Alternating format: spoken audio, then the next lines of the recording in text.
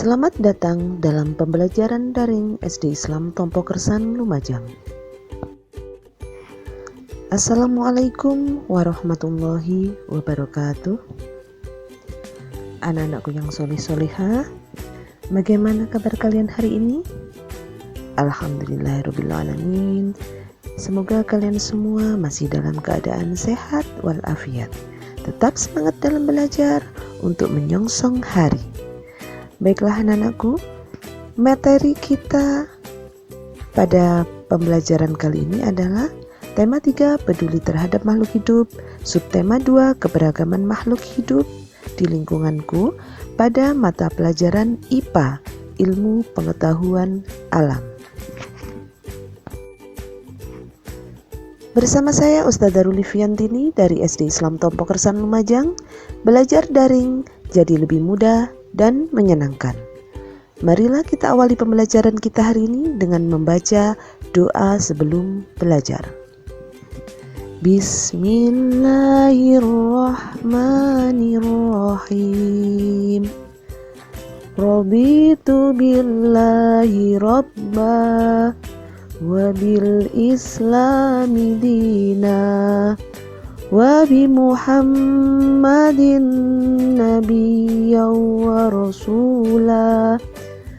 Rabbi zidni ilma warzuqni fahma waj'alni minas salihin.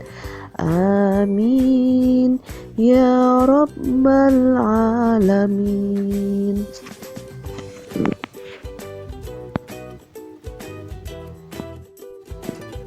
Pada pembelajaran kali ini, kita akan belajar mata pelajaran IPA tentang pemanfaatan hewan sebagai sumber daya alam dan bagian-bagian tubuh hewan dan fungsinya.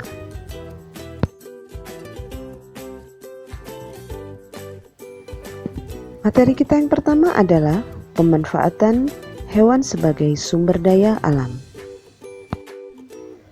Hewan diciptakan oleh Allah untuk dimanfaatkan manusia dalam memenuhi kebutuhan hidupnya. Hewan bagi manusia dapat dimanfaatkan sebagai bahan makanan, sebagai bahan obat-obatan, dan dimanfaatkan tenaganya untuk membantu menyelesaikan pekerjaan manusia.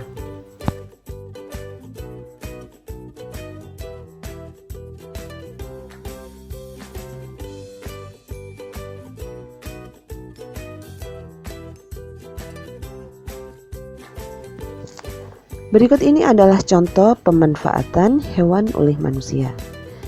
Contoh yang pertama adalah ayam dan bebek. Ayam dan bebek bisa diambil telur dan dagingnya. Yang kedua, sapi dan kerbau. Sapi dan kerbau diambil daging dan kulitnya. Selain itu juga dimanfaatkan tenaganya untuk membajak sawah, juga untuk menarik pedati.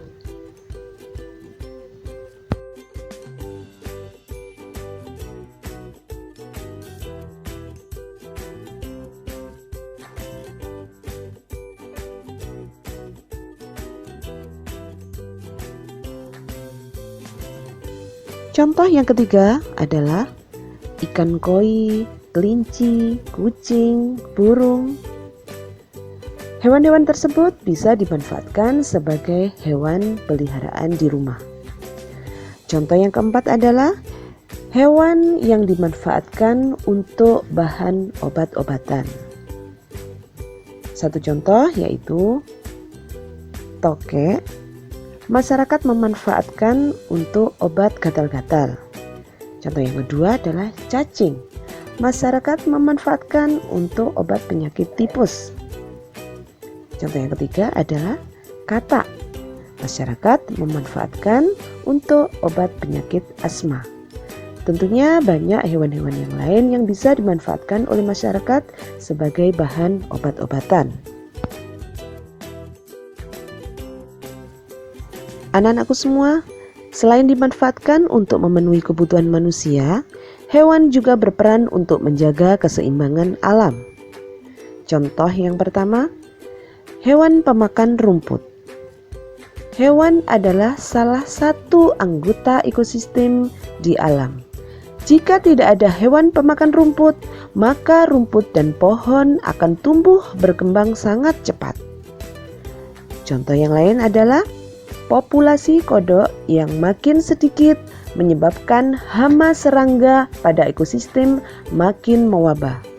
Dampak ini membuat aneka jenis serangga mendekati kehidupan manusia, yang tentunya tetap saja akan menyebabkan berbagai penyakit pada manusia, termasuk seringnya gagal panen para petani karena meningkatnya populasi hama tikus dan serangga. Manusia harus bisa menjaga keseimbangan alam agar tidak menimbulkan masalah bagi diri dan lingkungannya. Berikut ini cara menjaga keseimbangan alam. Yang pertama adalah tidak memanfaatkan hewan secara berlebihan. Hal ini dimaksudkan agar keberadaan hewan tetap terjaga jumlah populasinya dan tidak menjadi langka. Cara yang kedua adalah menjaga habitat hewan. Misalnya, tidak merusak tumbuhan di hutan. Cara ketiga adalah tidak mengambil bagian tubuh hewan langka atau tidak membeli barang-barang yang berasal dari bagian tubuh hewan langka. Anak-anakku semua, itu tadi materi yang pertama, pemanfaatan hewan sebagai sumber daya alam dan juga bagaimana cara-cara menjaga keseimbangan alam. Baiklah, untuk materi yang kedua adalah bagian-bagian tubuh hewan dan fungsinya. Anak-anakku semua, Ustazah mengambil contoh hewan ikan dan kucing. Yang pertama, Ustazah akan membahas tentang bagian-bagian tubuh ikan. Bagian yang pertama adalah sisik ikan. Sisik ikan berfungsi sebagai pelindung tubuh. Kemudian, mata ikan berfungsi untuk melihat lingkungan sekitar. Yang ketiga, insang. Insang ini berfungsi untuk bernafas. Kemudian bagian sirip. Sirip berfungsi untuk berenang. Bagian badan. Badan yang ramping memudahkan ikan bergerak di dalam air. Dan bagian yang terakhir adalah bagian ekor. Ekor ini berfungsi untuk membantu pergerakan di air.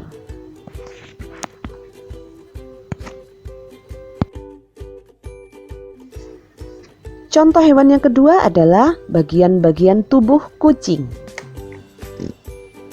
Bagian yang pertama adalah mata. Mata ini berfungsi untuk melihat, kemudian telinga untuk mendengar, hidung untuk mencium bau, mulut dan gigi untuk makan dan mengunyah makanan, rambut kucing untuk menyelimuti tubuh, kaki untuk berjalan memanjat dan menerkam mangsa, dan yang bagian yang terakhir adalah bagian ekor. Ekor ini untuk menjaga keseimbangan gerak kucing.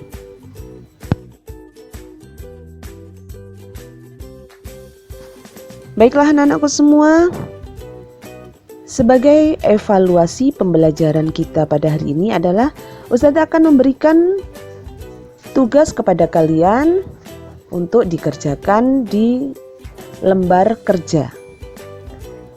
Tugas yang pertama, sebutkan manfaat hewan bagi manusia. Yang kedua, sebutkan contoh beberapa pemanfaatan hewan oleh manusia. Yang ketiga, bagaimanakah cara menjaga keseimbangan alam? Dan yang keempat, sebutkan bagian-bagian tubuh hewan berikut beserta fungsinya. Ustazah mengambil contoh gambar ayam jago. Kalian menyebutkan bagian-bagian tubuh ayam jago beserta fungsinya.